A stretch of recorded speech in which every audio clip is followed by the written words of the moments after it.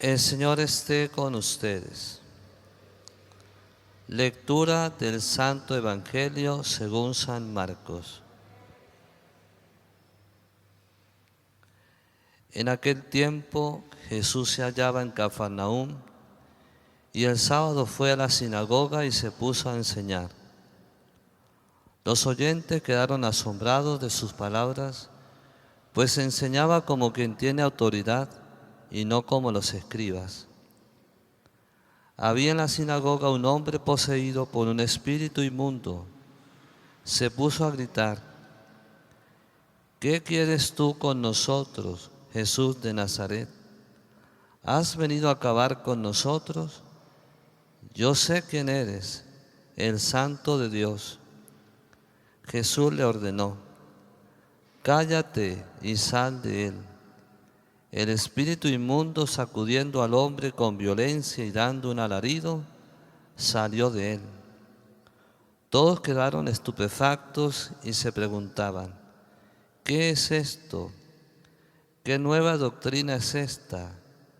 Este hombre tiene autoridad para mandar hasta los espíritus inmundos y lo obedecen. Y muy pronto se extendió su fama por toda Galilea. Palabra del Señor. Por las palabras de este santo evangelio, el Señor perdone nuestros pecados.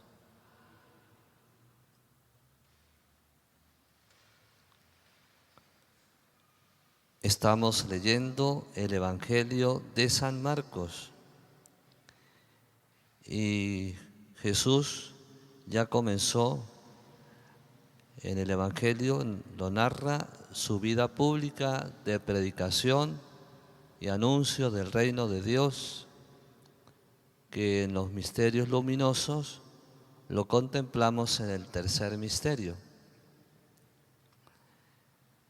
Y es importante que el evangelista no comienza los relatos de los milagros de Cristo con sanación de enfermos o resurrección de muertos, entre otros, sino que comienza con la liberación de un hombre que estaba poseído por un demonio, que también es un milagro. Con eso el salmista deja claro cuál es la función, la obra que tendrá Cristo para la humanidad. Y el apóstol San Juan en su primera carta, en el capítulo 3, versículo 8, lo va a definir con precisión. El Hijo de Dios se manifestó para deshacer las obras del diablo. Esa es la gran síntesis de cuál es la misión de Cristo: deshacer las obras del diablo. Y las obras del diablo las conocemos que son de dos maneras. Una primera manera que se llama ordinaria, que consiste en ejercer la tentación para hacernos caer en pecado. Esta manera es la más letal, la más peligrosa. Con esta manera ordinaria, el demonio se apropia de las personas, las esclaviza, porque con la acción ordinaria el demonio se adueña del alma, porque las personas aceptan con agrado sus propuestas, sus mentiras, sus tentaciones. Y la otra forma pues es la extraordinaria, que se manifiesta con posesiones, vejaciones y esa línea, lo cuales terminan siendo muy beneficiosas, especialmente porque termina siendo la manera en que los demonios pueden y se nota que sirven a Dios. De hecho, al final del Evangelio, la gente dice, y hasta los demonios le obedecen. El aprendizaje para nosotros es que para liberarnos del mal, no podemos recurrir ni a hombres ni a los propios demonios. No hay manera de librarnos del mal, solo a través de Jesucristo.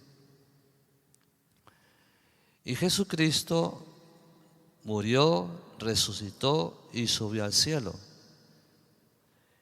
Y esa potestad de Él para deshacer las obras del diablo, se la dejó a su iglesia. Entonces, es su iglesia la que Él fundó, la Iglesia Católica, la que en este momento en el mundo tiene todas las condiciones para deshacer las obras del diablo en el nombre de Jesús, con la autoridad de Jesús. ¿Cómo hace ese trabajo en la iglesia? En primer lugar, lo hace con los sacramentos. ¿Para qué son los sacramentos? Específicamente para deshacer el pecado, para destruir el pecado, liberarnos de la obra de los demonios a través de las obediencias que hemos hecho a sus mentiras y la desobediencia a la sana doctrina que es de Dios.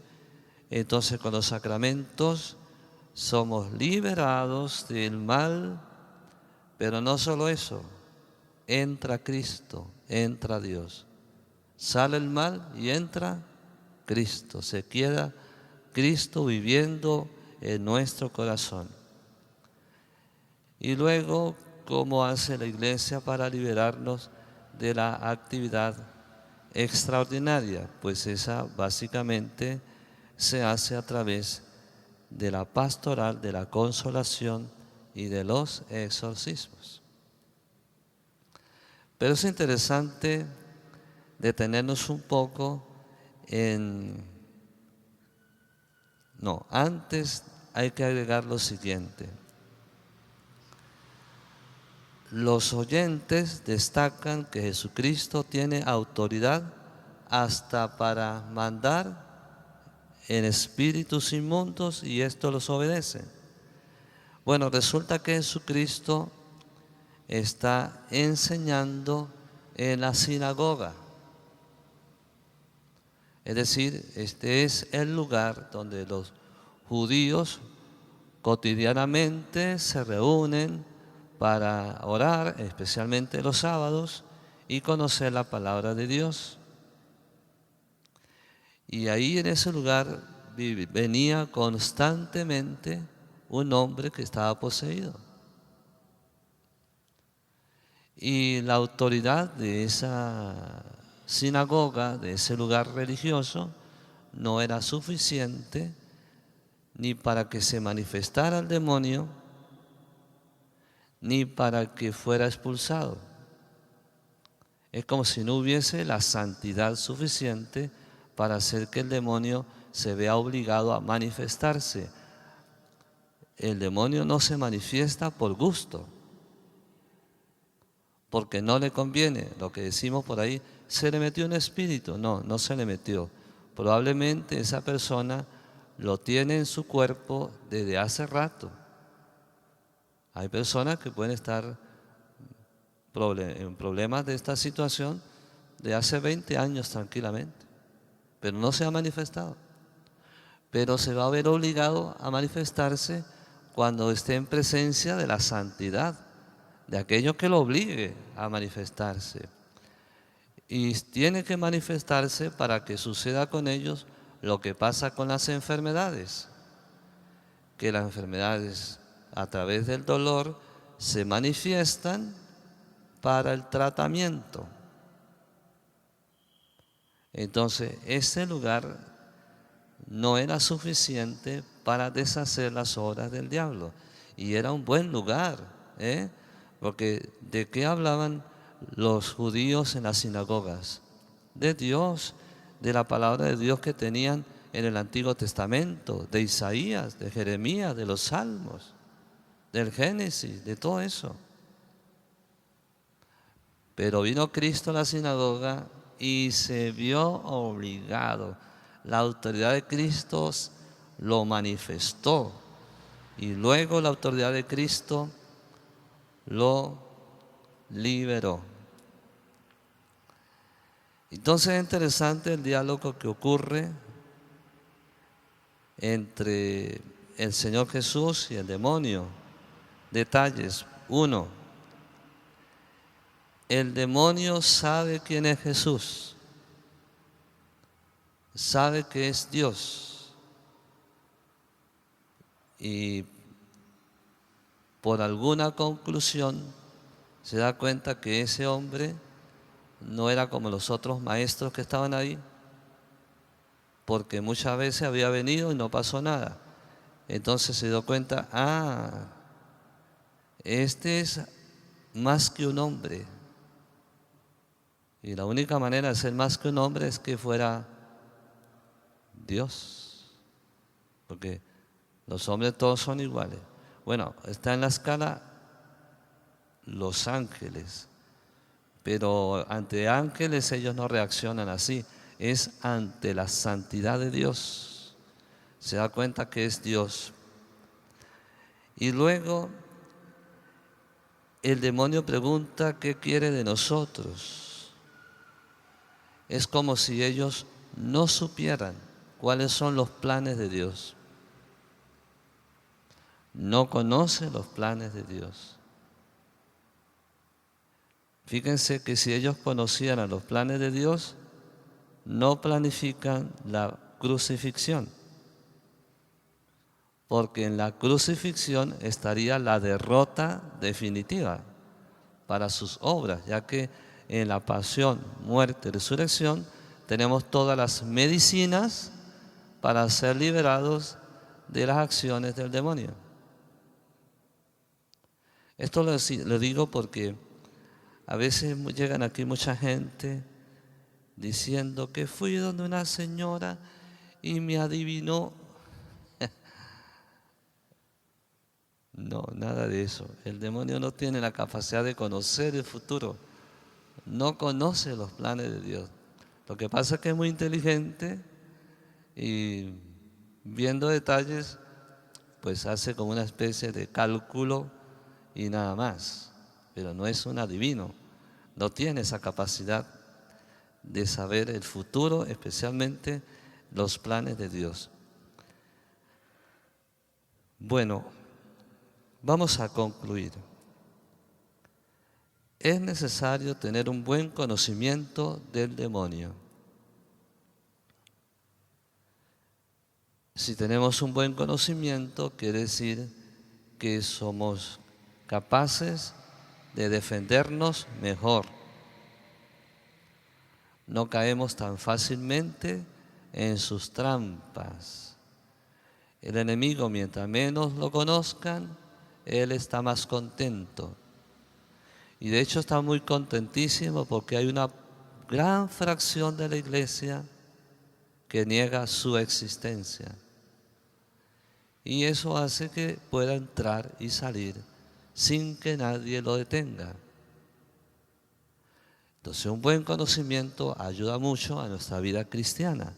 Un buen conocimiento del demonio y de sus obras, porque entonces uno ya sabe que es muy peligroso no ser unos cristianos más serios, más profundos, más sólidos. Un católico tiene que saber por qué es católico. ¿Por qué es católico? ¿Por qué cree en Dios? ¿Por qué está bautizado? ¿Por qué se confiesa? ¿Por qué hace lo que hace, venir a misa los domingos? ¿Por qué? ¿Para qué hace eso? Tiene que saber. Y lo que más tiene que saber es que un buen católico lo será si su guerra espiritual está abierta, si entiende su camino de fe en términos de batalla espiritual, porque si lo entiende así, se fortalece, se organiza, tiene estrategias, no anda todo entregado. Cuando nos bautizan, antes de ponernos el agua, nos ungen con el aceite de los catecúmenos. Y esa unción significa primero como una preparación del cuerpo, que va a ser templo de la Santísima Trinidad apenas se bautiza. Como quien compra una casa, pero antes de ir a habitarla, primero la limpia y la acomoda. Pero también significa la guerra espiritual, porque la unción, si ustedes han visto películas donde hay luchadores, ellos se frotan aceite para zafarse más fácilmente de alguna llave que le haga el oponente. Entonces, habla de la lucha espiritual. El santo cura de Ars decía, el que no enfrenta al demonio es porque camina a su lado, está en amistad con él.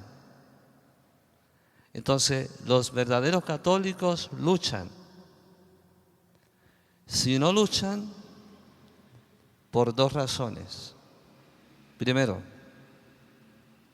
ya se entregó, ya es de él, vive en pecado, está contento con él y está entregado, no lucha. La otra razón por la que no lucha es que ya se murió y está en el cielo, ya no tiene que luchar. Mientras estemos aquí, no puede parar la lucha hasta que soltemos el último suspiro. Ya uno, una vez que muere, se acabó la batalla espiritual. Buenos santos, que esta enseñanza nos ayude a valorar más el camino que nos está proponiendo el Señor Jesús de ser solo para Él y vencer al enemigo, que es vencible si estamos en la iglesia que Cristo dejó a esta humanidad para que esa iglesia hiciera la obra de Él, deshacer las obras del demonio. Sea alabado Jesucristo por siempre.